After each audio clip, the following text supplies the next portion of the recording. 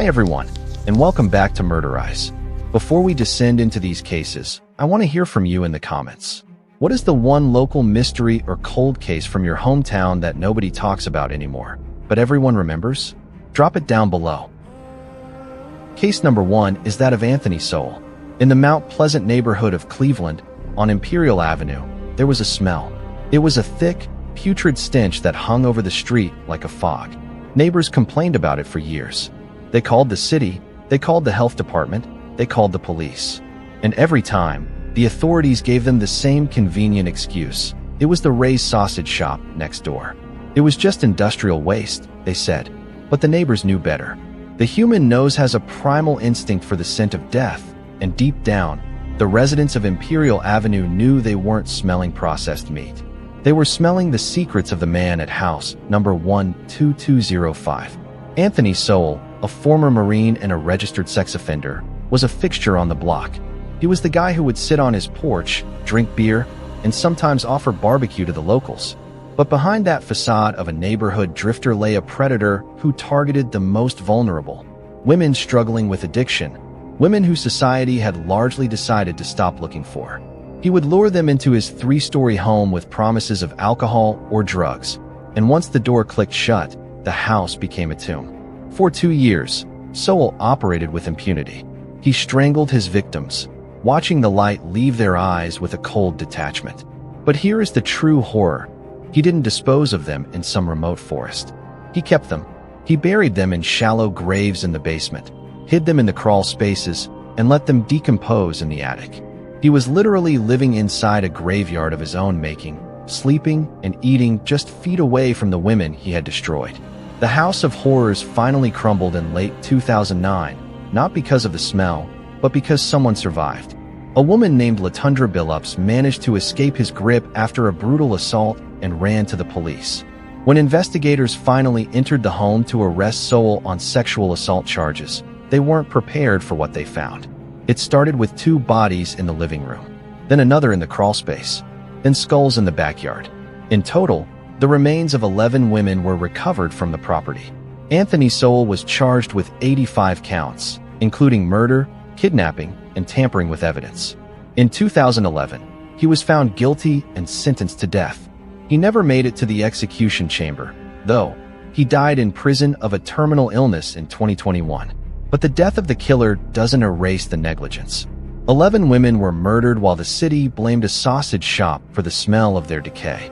It forces us to ask a difficult question. How loud does a victim have to scream, or how bad does the air have to smell, before we stop making excuses for the monsters in our midst?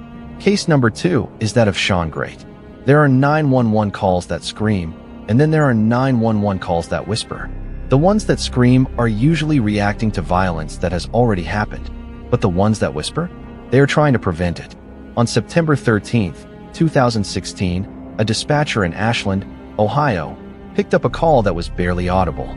A woman's voice, trembling with terror, came through the line. "He's sleeping next to me." She was tied to a bed in an abandoned house, inches away from a man who had been hunting women across northern Ohio for a decade. Sean Great was a drifter, a man who moved between counties and relationships with a charm that masked a hollow, violent core. He didn't look like a monster. He looked like a guy down on his luck who needed a hand. But beneath that exterior was a predator who specifically targeted women he believed were shells, women battling addiction or poverty, women he thought the world wouldn't miss. He started in 2006, killing a mother named Dana Lowry because she supposedly tried to scam him on a magazine subscription. He hid her body and moved on. Over the next 10 years, he killed 4 more women, strangling them with a terrifying intimacy and discarding them like trash. By 2016, Great had set up shop in a vacant house on Covert Court in Ashland. It was here that he brought his victims, turning a forgotten property into a torture chamber. He lured a woman in, bound her, and held her captive for days, sexually assaulting her and forcing her to act right while he slept beside her. It was the ultimate arrogance of a killer. He believed his control was so absolute that he could close his eyes next to his victim and sleep soundly. But he underestimated the human will to survive. While he snored, the woman managed to loosen her bonds just enough to reach his phone. She made that whisper call, guiding police to the house while praying he wouldn't wake up. When officers kicked down the door, Great was stunned. He was arrested without a fight. Inside the house, police found two bodies, Elizabeth Griffith and Stacy Stanley, buried under piles of clothes and trash. Great later led them to a third recent victim in the woods and confessed to the earlier murders. Sean Great was convicted and sentenced to death plus life imprisonment without parole.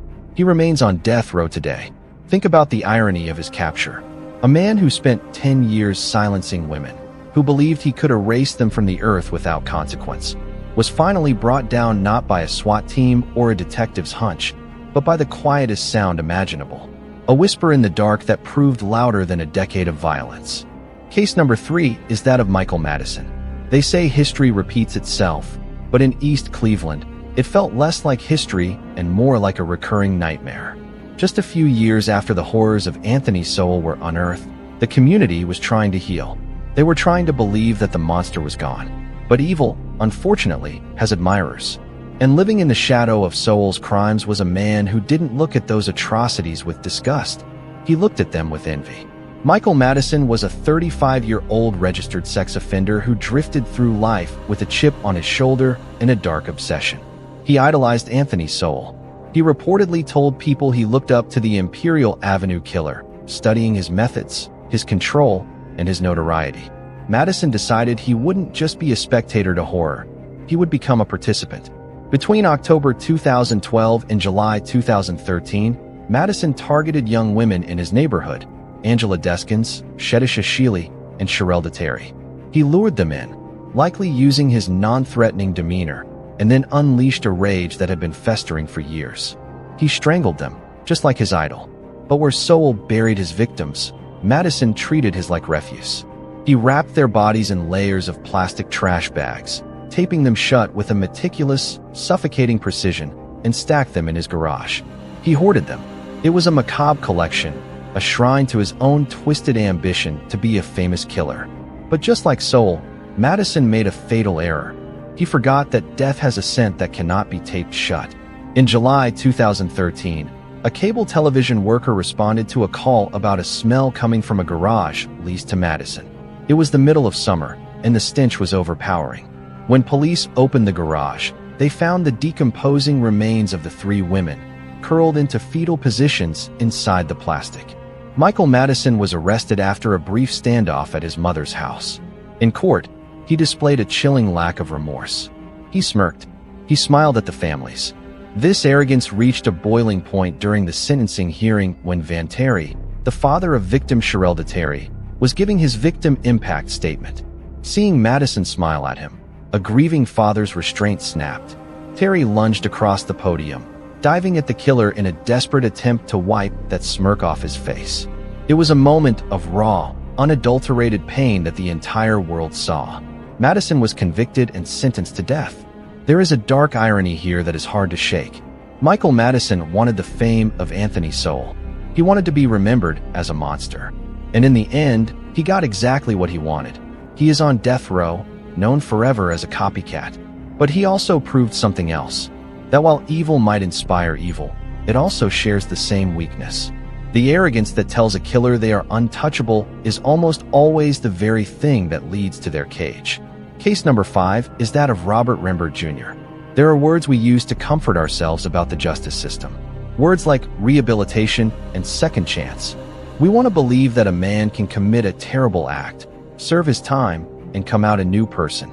But sometimes, a prison sentence isn't a correction, it's just a pause button. And when that button is unpressed, the violence doesn't just resume, it explodes. Robert Rembert Jr. was a man who had already shown the world who he was. In 1997, he shot and killed 24-year-old Dadron Lewis in a Cleveland parking lot. He claimed it was an accident, a struggle gone wrong. The courts believed him enough to convict him only of voluntary manslaughter, sentencing him to just 6 years. He served his time, walked out, and got a job that was perfect for a man with dark impulses, a long-haul truck driver. He became a ghost on the highway, moving between states, invisible and transient. For years, he drove under the radar. But the monster he had suppressed in prison was waking up. In 2015, The reformed man embarked on a rampage that would shatter the very idea of his rehabilitation. He didn't just target strangers. He targeted the people who opened their doors to him. He was living with his cousin, Jerry Rembert, and Jerry's friend Morgan Neitzel. These were people who offered him a roof over his head. His repayment was execution. Rembert shot both Jerry and Morgan in the head. He didn't just leave. He stole Morgan's car and fled. But this wasn't his only recent crime. DNA evidence would later link him to the brutal rape and strangulation of Rena Mae Payne, a cold case from 1997, before his first prison stint, and Kimberly Hall, a woman found dead in a field just months before he killed his cousin. He was a serial killer who had been operating before, during, and after his time in the system's care. His capture was almost cinematic in its banality. After killing his family, Rembert drove the stolen car to a Pilot Flying J truck stop in Medina County. He went in to take a shower, washing off the grime of the road but not the stain of his crimes. When he emerged from the showers, clean and unsuspecting, police were waiting. The truck stop, a place of transit and anonymity, became the end of the road. Rembert pleaded guilty to aggravated murder to avoid the death penalty. In October 2018, he was sentenced to life in prison with no chance of parole for 30 years. The tragedy of Robert Rembert Jr. isn't just the lives he took. It's the realization that the first time he killed, we let him go. We gave a predator a second chance, and he used it to hunt. It forces us to confront a terrifying reality. Sometimes, the only difference between a one-time offender and a serial killer is the opportunity we give them to strike again. Case number 6 is that of James Worley. There is a specific kind of romance to the American cornfield. In July, the stalks are high, creating walls of green that whisper in the wind. For those who live in rural Ohio, these fields represent privacy, peace, and the freedom of the open road. But walls, even green ones, are meant to hide things. And in Delta, Ohio, the cornfields didn't just hide the harvest. They hid a hunter who had been waiting decades to strike again. Sierra Juffin was everything bright about the world. She was 20 years old, a University of Toledo student, full of life and plans. One on the evening of July 19, 2016, she went for a bike ride with her boyfriend. They parted ways near her home, a routine moment in a safe town. She was just a few miles from her driveway, but she never made it. When she didn't come home, the panic was immediate. Her bicycle was found later that night, abandoned in a flattened patch of corn. It was the first sign of a struggle, a violent interruption of a peaceful summer night. But the true horror wasn't just that she was taken. It was who took her. James Worley was a local farmer, a man who lived on a property cluttered with barns and machinery. To the casual observer, he was just an odd local. To those who knew history, he was a ticking time bomb. Decades earlier, in 1990, Worley had abducted a woman named Robin Gardner while she was riding her bike. 2 In a stroke of miraculous luck, she managed to escape his truck before he could kill her. He served 3 years. 3 years for trying to steal a life. When police zeroed in on Worley for Sierra's disappearance, they found a helmet at the scene with his DNA on it. But what they found on his property was the stuff of nightmares. Inside his barn, hidden behind hay bales, was a secret room, a dungeon. It was soundproofed and equipped with restraints. It was a purpose-built chamber of horrors that had been sitting there, waiting for a victim. Police found zip ties, a freezer buried in the ground, and women's undergarments. Sierra's body was found 3 days later in a shallow grave in a cornfield miles away. She had been asphyxiated. The investigation revealed that Worley hadn't just snapped. He had planned this. He had likely been hunting for years, protected by the isolation of his farm and the privacy of the corn. James Worley was found guilty of aggravated murder, kidnapping, and abduction. In 2018, a judge sentenced him to death. The case of James Worley is a terrifying reminder of the monsters that live on the periphery. He used the very landscape of rural Ohio, its vastness, its quiet, its isolation, as a weapon. He built a dungeon while his neighbors drove past, waving at a man they thought was just a farmer. It destroys the comforting lie that we know who our neighbors are. Sometimes, the man next door isn't tending to his crops, he's tending to his trap. And the scariest part is, we usually don't find the trap until it has already snapped shut. Case number 7 is that of Delma's Colvin. We often think of serial killers as distinct from the world they inhabit, outliers. anomalies, glitches in the matrix. But some predators understand that the best way to hide is to blend into the chaos that already exists. In the early 2000s, Toledo, Ohio, was struggling. The cracks in society were wide enough for people to fall through. Addiction, prostitution, and poverty were rampant. And in those cracks, waiting like a spider in a web, was Delmas Colvin. Colvin wasn't a drifter, he was a long-haul truck driver. But unlike the romanticized image of the trucker seeing the country, Colvin used the highways as his personal hunting grounds and the cab of his truck as a mobile slaughterhouse. Between 2000 and 2005, women in Toledo began to vanish. These were women who lived on the margins, sex workers, and those battling drug dependency. Society had already pushed them to the edge, and Colvin was there to push them off. He had a terrifyingly simple method. He would pick up a woman, often under the guise of a transaction or a ride, and once she was inside his vehicle, the trap was sprung. He strangled his victims, overpowering them in the confined space of his cab or a motel room.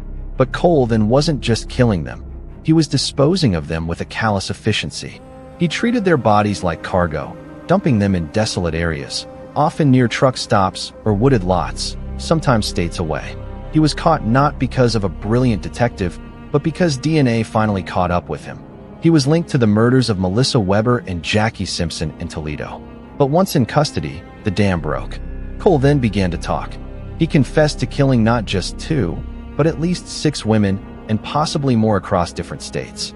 He even taunted investigators, telling a graphic profiler that he couldn't remember all of them because they were just prostitutes. His arrogance was his final insult to the women he murdered. He viewed them as disposable, as less than human. He bragged about how easy it was. Delmas Colvin pleaded guilty to multiple counts of aggravated murder to avoid the death penalty. He was sentenced to 2 consecutive life terms without parole. The horror of Delmas Colvin isn't just the violence, it's the camouflage. He hid behind the wheel of a truck, a profession that kept him moving, kept him anonymous, and gave him a reason to be everywhere and nowhere at once. He targeted women he knew society would be slow to miss, exploiting our own prejudices to fuel his bloodlust. It is a brutal lesson in value. As long as we decide that some victims are less important than others, we are essentially rolling out a red carpet for monsters like Colvin to walk right in. Case number 8 is that of Connor Betts. Time is usually a measurement of duration. We measure our lives in years, our workdays in hours, our favorite songs in minutes. But in Dayton, Ohio, on a warm August night, time became a measurement of survival. And the difference between life and death wasn't measured in minutes. It was measured in heartbeats. The Oregon District is the soul of Dayton. It's where you go to forget the work week, to dance, to laugh, to feel alive. On August 4th, 2019, hundreds of people were doing just that. Among them was 22-year-old Megan Betts, out for a night of fun. She was there with a group of friends, feeling the safety of the crowd. But lurking on the periphery was a figure dressed for war, not for a party. Connor Betts, a 24-year-old man with a history of violent ideation and hit lists that school officials had previously ignored, approached the entrance of the Ned Pepper's bar. He wasn't just armed, he was equipped for a massacre. He wore body armor, a mask, and carried an AR-15 style pistol with a 100-round drum magazine. At 1:05 a.m., the music stopped, replaced by the deafening crack of gunfire. What happened next defies comprehension. In just 32 seconds, half a minute, less time than it takes to tie your shoes, Betts fired 41 rounds. He turned a street party into a war zone. Bullets tore through the crowd indiscriminately. People dove behind planters, crawled over friends, and froze in sheer terror. But the most chilling aspect of this massacre wasn't just the randomness, it was the intimacy. One of the first people gunned down was Megan Betts, his own sister, the girl he had grown up with, the girl he had driven to the district with earlier that night. While later investigations debated whether he specifically targeted her or if she was just caught in the spray, the result is the same. He looked through the sights of a weapon and ended the life of the person who shared his blood. The carnage was halted only by the heroic, lightning-fast response of nearby police officers. They engaged Betts immediately, shooting and killing him right at the doorstep of the bar. The entire event, from the first shot to the death of the shooter, took less than 1 minute. In that brief window, he killed 9 people and injured 17 others. Because Connor Betts died on the pavement that night, there was no trial. There was no sentencing hearing where victims could confront him. There was no life in prison to contemplate his actions. He took the coward's way out, escaping the judgment of man. But his legacy is a particularly dark one. We often talk about mass shooters as isolated loners attacking strangers. Betts shattered that profile. He proved that for some monsters, the hatred is so all-consuming that even family isn't safe. He destroyed his own lineage in a matter of seconds. It leaves us with a haunting realization. Sometimes the danger isn't the stranger in the dark alley. Sometimes it's the brother walking beside you. Case number 9 is that of Thomas Lee Dillon. There is an unspoken agreement among outdoorsmen. When you step into the woods, you are entering a space of primal fairness. You might be hunting an animal, but you are also respecting the silence, the solitude, and the law of the wild. But in southeastern Ohio between 1989 and 1992, the woods stopped being a place of refuge and became a shooting gallery. And the targets weren't deer. Thomas Lee Dillon was, by all accounts, a painfully average man. He was a draftsman for the Canton Water Department, a husband, and a father. But Dillon had a secret life that played out on the weekends. He was a sportsman who grew bored with hunting animals. He wanted quarry that could think, feel, and fear. He drove hundreds of miles through rural counties, Tuscarawas, Belmont, Muskingum, Coshocton, Noble, looking for the perfect shot. Dillon's method was the definition of cowardice. He used a high-powered rifle to act as a sniper, targeting lone fishermen, joggers, and hunters from a distance. Point 1, he didn't confront them. He didn't rob them. He simply lined them up in his crosshairs and pulled the trigger, often from nearly 100 feet away. His victims were men simply enjoying the quiet of nature. Donald Welling was jogging. Jamie Paxton was hunting deer. Kevin Loring was hunting. Claude Hawkins was fishing. Point 2, Gary Bradley was fishing. Point 3, Dillon killed them all, one by one, over the span of 3 years. He viewed them not as human beings, but as bottles at the dump, objects to be shattered for his own amusement. In a letter he anonymously wrote to a local newspaper, he taunted the family of Jamie Paxton, callously detailing the murder to prove he was the killer, mocking their grief while hiding in the shadows. The turn in the case came from the very community Dillon tried to blend into. After the task force released a profile of the killer, a friend of Dillon's came forward. He reported that Dillon had acted suspiciously, shooting signs and animals, and had an unsettling fascination with the murders. The FBI moved in, setting up surveillance.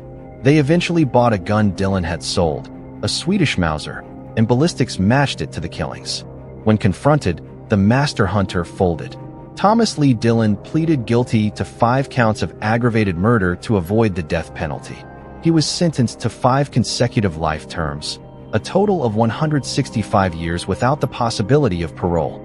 Thomas Dillon died in prison in 2011, but his legacy is a permanent scar on the landscape of Ohio. He took the one place where people go to escape the dangers of the modern world, the deep, quiet woods, and turned it into a place of terror. He proved that sometimes, the most dangerous thing in the forest isn't the bear or the wolf, but the man sitting quietly in his truck, watching you through a scope, deciding that your life is worth less than the bullet it costs to end it. Case number 10 is that of Samuel Little.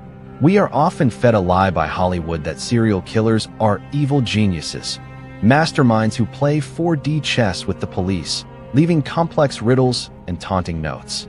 But the most prolific serial killer in American history wasn't a genius. He was simply a man who understood a horrifying truth about our society. If you kill the people nobody is looking for, nobody will stop you. Samuel Little was a drifter, a former competitive boxer with hands like sledgehammers. Point 1, for decades, spanning from the 1970s to the early 2000s, he moved through the American underbelly like a shark in dark water. Ohio was a frequent hunting ground on his cross-country tour of terror. Point 2, in Cleveland, Cincinnati, and Columbus, he targeted women who were living on the margins, sex workers, those battling addiction, the homeless. His method was brutal, efficient, and designed to evade detection. He didn't use knives or guns. Point 3, he used his hands. He would punch his victims with knockout force to stun them, and then he would strangle them. Because there were no bullet holes or stab wounds, Coroners often ruled these deaths as overdoses, accidents, or natural causes. Point for the police saw a junkie who died in an alley and closed the file. He operated in the shadows Samuel for Little nearly saw a 40 trophy years and moved was on arrested to the next dozens town. of times for assault, rape, and other crimes, but he always slipped through the cracks. Witnesses wouldn't testify, or juries wouldn't believe the type of women he attacked.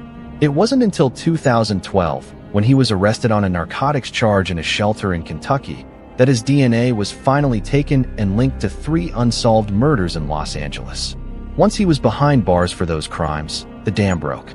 A Texas Ranger named James Holland began to interview him, and Little started to talk. He didn't just confess, he reminisced. With a chilling, photographic memory, he detailed 93 murders. He even drew portraits of his victims, women whose names he often didn't know, but whose faces he had memorized as he squeezed the life out of them. He confessed to killing multiple women in Ohio, providing details about dump sites that only the killer could know. 5. Samuel Little was serving multiple life sentences when he died in a California hospital in December 2020 at the age of 80.6. His legacy is the ultimate indictment of the justice system. He didn't evade capture because he was smart. He evaded capture because we didn't care enough. He proved that you can get away with murder 93 times if you choose victims that society has decided are invisible. His story forces us to look in the mirror and admit that the greatest weapon a predator can possess isn't a gun or a knife. It is our own silence.